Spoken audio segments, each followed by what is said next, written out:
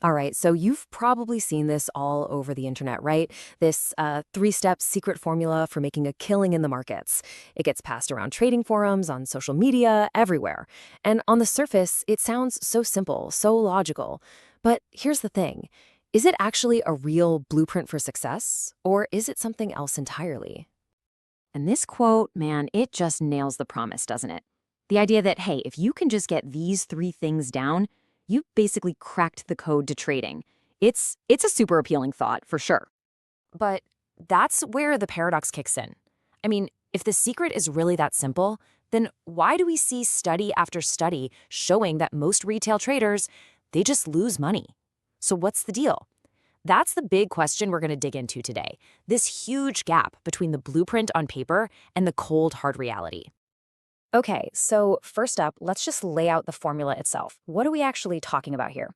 Well, it's built on these three separate but totally connected pillars that are supposed to give you this rock-solid system for tackling the markets. And here they are. Number one, a winning strategy, something with a real statistical edge. Number two, strict discipline to actually follow that strategy without messing it up. And number three, solid capital management, so you can survive the bad times. Sounds pretty good, right? Pretty solid? All right, so let's pretend for a minute we're in a perfect world. How is this whole thing supposed to work? This is the on-paper version, the ideal scenario you read about in all the books and see in all the courses. So that first pillar is your strategy, what traders always call their edge. And the big idea here is, look, you don't need a crystal ball. You're not trying to be right every single time. You just need a system where over a whole bunch of trades, the math works out in your favor. Maybe you only win, say, 55% of the time. Or maybe you win even less, like 40% of the time. But your winning trades are way bigger than your losing ones.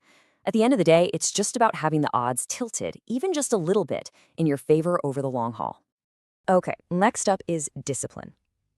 And honestly, this is the psychological engine that drives the whole thing. I mean, you could have the greatest strategy on planet Earth, but it's totally useless if you don't actually follow it. We're talking about taking every single trade signal, respecting every stop loss, and cashing out when your plan tells you to, no matter what your gut is screaming at you in that moment. And the third piece of the puzzle is capital management. Think of this as your survival kit. Because here's a fact, every single strategy out there will have losing streaks. It's not a possibility, it's a mathematical certainty. So the whole game here is to make sure that when those losses come, they're small, they're controlled, and they don't knock you out of the game for good. This is what keeps you alive long enough for that statistical edge of yours to actually do its thing. And check this out, this shows you exactly what I'm talking about. Imagine you have a $10,000 account, and you hit 10 losses in a row, which, by the way, will happen eventually. If you're risking just 1% on each trade, you're down, sure, but you've still got 9 grand in the bank. You're bruised, but you're still in the fight. Now, what if you're risking 10%? Whoa, your account gets absolutely crippled. You're left with less than $3,500. Trying to climb back from that? It's almost impossible. That right there is the power of survival. So, okay. That's the beautiful theory. It's clean, it's logical, it makes total sense on paper. But now we have to pivot.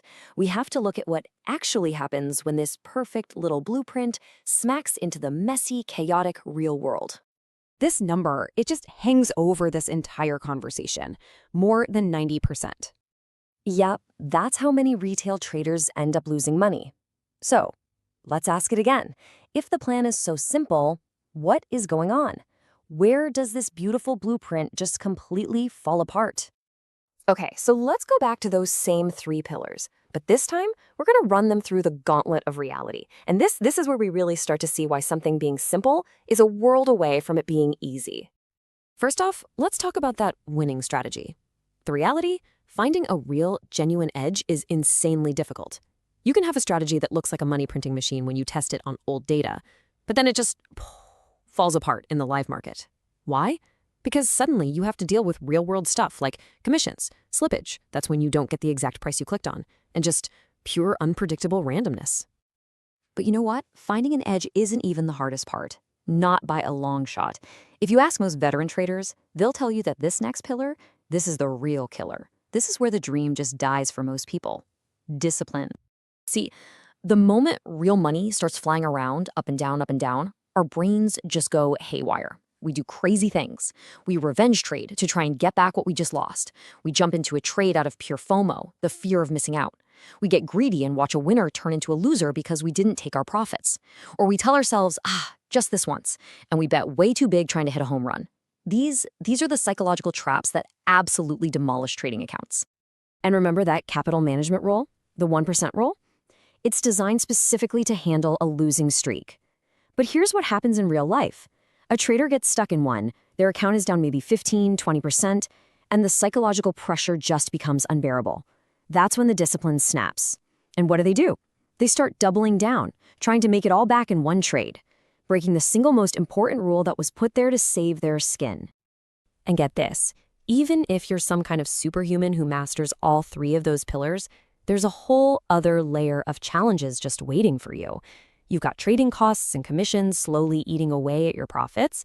Your amazing strategy might only give you a few trades a month, which is not enough to live on. And then there's the emotional capital. Do you have what it takes to stick to your plan when you're in a drawdown that lasts for months, all while your rent is due? So, where does that leave us? What's the big takeaway from all this? Is the whole three-step formula just a big lie? Well, not exactly. But maybe its real purpose is something completely different than what we've been led to believe. I heard an analogy that just sums this up perfectly. Saying all you need are these 3 steps is like saying to never die in a car crash, just drive perfectly for 80 years. I mean, technically that's true, right? But is it practical? No way. The advice is correct on paper. A perfect strategy with perfect discipline and perfect risk management will make money. The problem is being perfect every single day for years on end under insane amounts of pressure. So you see, the formula isn't a lie. It's a filter. Its job isn't to show you how easy it is to win. Its job is to show you just how incredibly high the bar for success actually is. The tiny, tiny minority of people who make it, they don't just follow the 3 steps. They achieve an obsessive, relentless level of mastery over them. They treat trading like a brain surgeon or a pro athlete would treat their craft. And that really is the question we should leave you with. Is this famous 3-step secret really a blueprint for success that anyone can pick up and use?